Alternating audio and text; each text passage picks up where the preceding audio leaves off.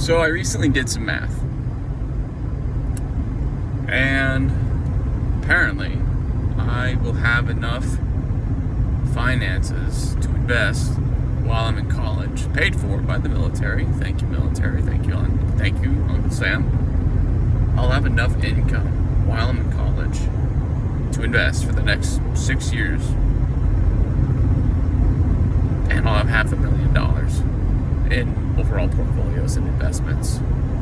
And that overall amount of money is actually going to be enough for me to not have to work. So that's really interesting, right? It's very interesting.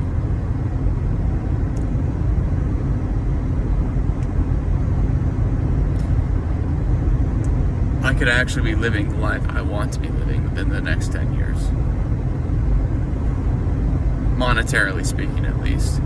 The true kind of life I want, of course, is to meet one good woman and get married to her and have kids with her and hopefully have 10 kids over the course of our marriage, while she's able to still have kids. But it seems like that's an impossibility in America. I was hoping I could do it young. It's not happening. I'm still thankful for everything I have, all the benefits, advantages, and privileges I have been afforded, for being a member of the military, for being an American citizen, for having parents who love me and care about me and have, taught me how to be responsible with finances and money and income. I'm well off. Not monetarily, but just mentally. Like I have my wits about me and I know what to do with life. Trust me, life has thrown quite a few wrenches into my engine, so to speak. So it has not always been easy. But I know what I'm doing, I know where I'm going, and I know that there's a light at the end of the tunnel, and really that's all I need. That's what pretty much all people need. They need something to look at and work towards while they're not there yet. That's what we all really need deep down. And trust me, it's not always going to be sunshine and rainbows, even when you do have everything figured out. I'm sure 10 years from now, I'll be 35. Holy shit, right? I'll be 10 years from now, I'll be 35 years old. I'm sure I'll still have nights where I can't sleep. I'm sure I'll have bouts of depression. I'm sure I'll still long for marriage, and I'll still long for kids. Who knows, maybe when I turn 30, I'll start to work on purchasing a home, Regardless of what I do, I just know that I'm finally free in life, and that's a really beautiful thing to have. To no longer have to go work 9 to 5, to no longer have to have some manager over you, criticizing you, insulting you, being passive aggressive, making all these remarks about you and your life, to finally just have freedom. I'm sure I'll find some kind of partner at some point in my life. I don't know if it's going to be a marriage. I'd like it to be marriage. I'd love for it to be marriage, but it's just, it doesn't make sense to get married in America if you're a man. If you are a man in America, it makes no sense to get married. The divorce courts will destroy you. All the hard work and effort and frugality and patience and saving and investing I'm doing and I will continue to do pretty much throughout my entire life can be destroyed by one woman using 3 words. I'm not happy. No-fault divorces are, by and large, the biggest issue. If the courts actually looked for evidence and a real reason for divorce and not just, my husband works all the time to support me, and because he works all the time to support me, he doesn't love me effectively. That's not the truth. That's not the truth. What really happens is a lot of women, I think, get into marriage thinking and planning to divorce their husbands. How so? Well, if they believe they can get away with being unfaithful, they'll do it. If they think they can't get away with it, they'll divorce them. And once they've divorced them, they'll be set for life. They'll get the monthly income from their husband for the rest of their life. They'll get support from the state for the rest of their life because they have kids, most likely. And then they'll go on to dating apps and Tinder and Bumble and Hinge and all these different apps, and they'll go ahead and say, oh, yeah, I'm a single mom. Oh, my husband, he was toxic. They'll tell us some lie about their husband. The only truth is that their husband was an idiot for marrying them. I think today in America, it is a fool's errand to get married under the American system, and I just won't do it.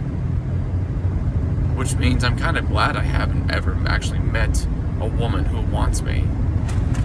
It's kind of been a blessing in disguise because it's kept me safe from the divorce courts.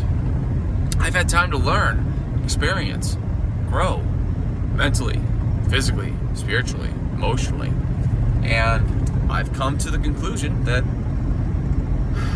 marriage is not the life for me. It just can't be. There's too many. And before you go on to say, oh, just go and make her sign a prenup, make her go do this, make her go do that to protect your marriage, keep your assets under your parents' name, whatever. That doesn't work. That is not a surefire way to protect yourself if the marriage goes wrong. And before you say, oh, well, you just need to make sure you marry somebody who's not going to do X, Y, or Z. Look, that's too much. It's a headache and a half to juggle all of that to be sure and to be safe and confident that you're not going to lose everything just because you weren't scrupulous enough and you weren't enough of a detective to find out whether or not the lady you want to marry is actually worth marrying, or she just wants to take you for a ride, take everything you got, and then leave you with nothing. Which, by the way, that happens all the time. That happens all the time. And I don't want to be a victim. I don't want to be a victim of marriage. I don't want to be a victim of divorce.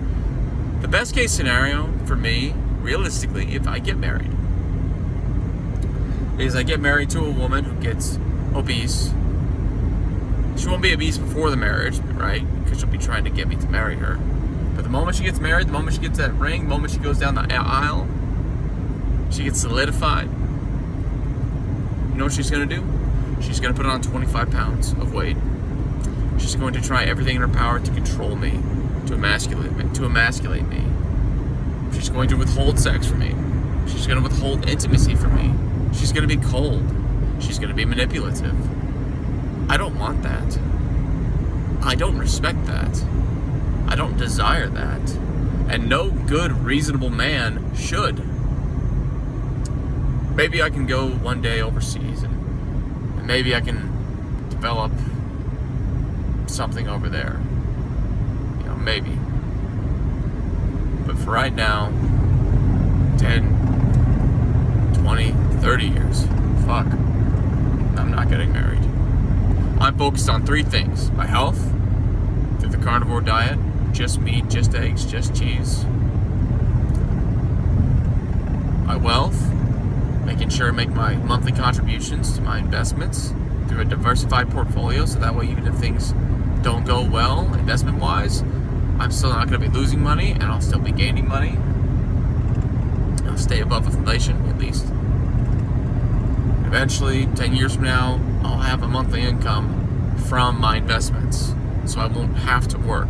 I may still work 10 years from now. I may.